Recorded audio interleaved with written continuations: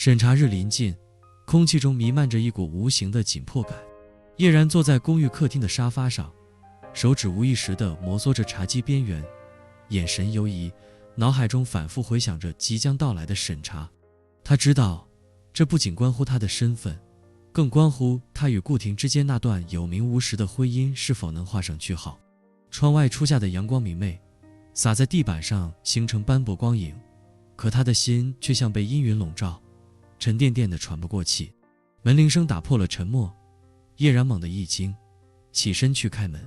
艾琳站在门外，身着一套勾金线的羊毛套装，尽管已是初夏，她依旧穿着修身裙装，盘起的头发和精致的耳环让她整个人显得极其干练。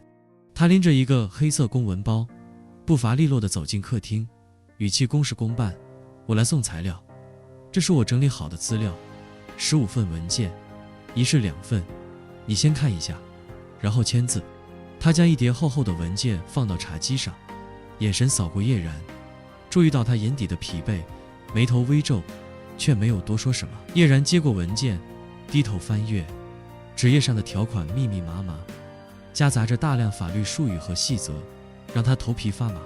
他硬着头皮一页页翻过去，试图理解那些复杂的措辞，可越看越觉得胸口发闷，仿佛每一句话都在提醒他这场婚姻的冰冷本质。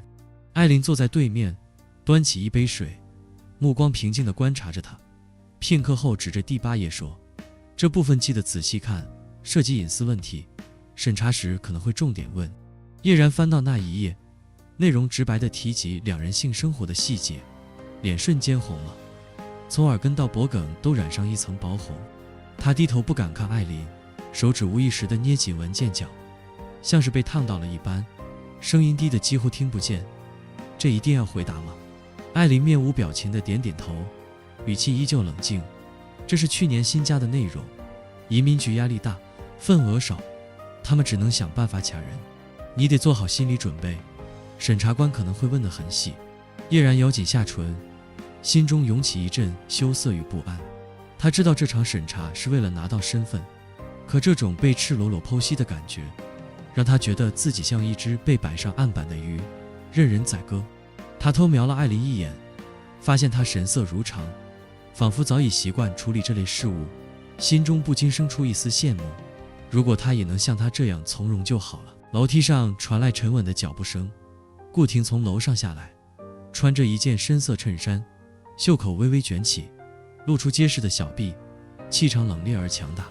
他走到沙发旁坐下，目光扫过叶然局促的模样，眉头微皱，眼神中闪过一丝复杂的情绪。他接过文件，快速浏览，动作流畅而果断，仿佛早已习惯处理这类事务。当翻到第8页时，他的手指停顿了一下，眼神扫过月然，看到他低头不敢抬眼的样子，嘴角微微抿紧，然后冷冷地对艾琳说：“不用提前背答案，直接问就行，装得太刻意反而有问题。”艾琳点点头，没有多说什么，转而补充审查日的细节。30号和31号来的人不同，30号是初审，31号可能是复核。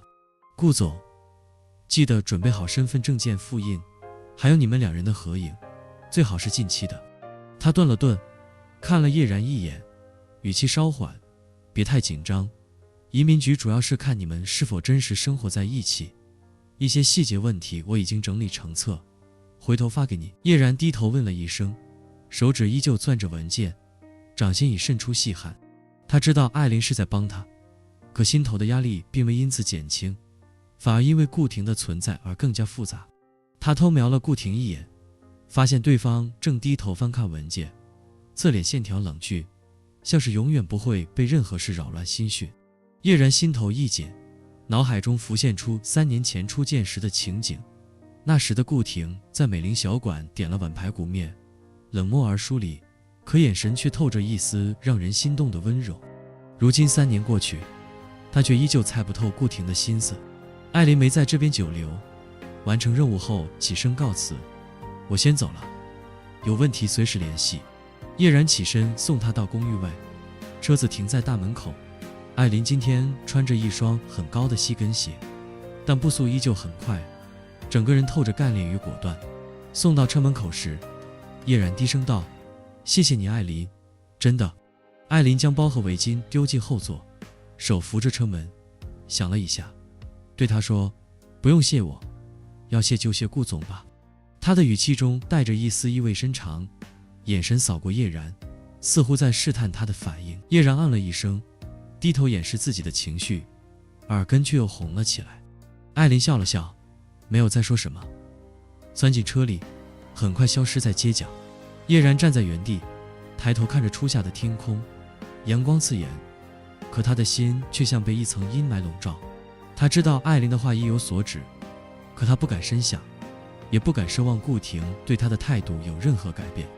回到客厅时，顾婷站在窗前，背对着他，双手插在裤兜里，背影高大而挺拔，像是永远不会被击垮的山。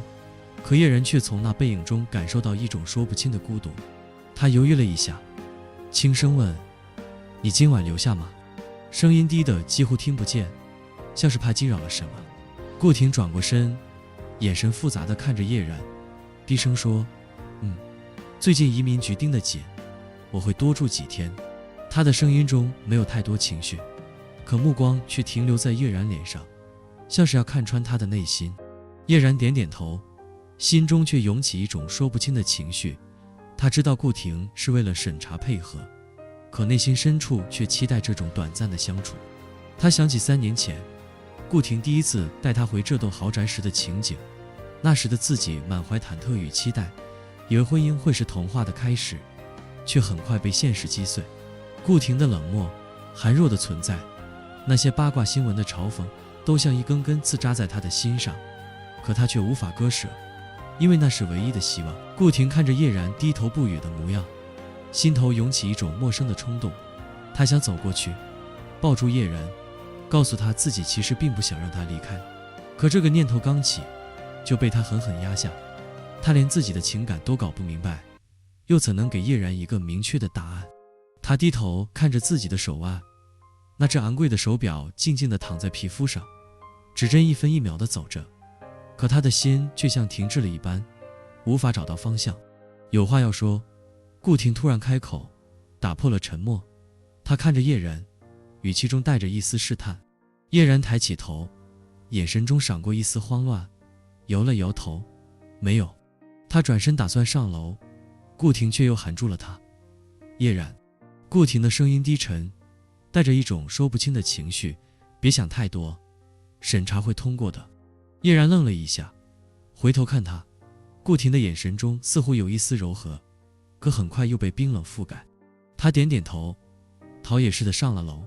回到房间后，靠在门上，心跳得很快。他低声自语：“叶然，你在期待什么？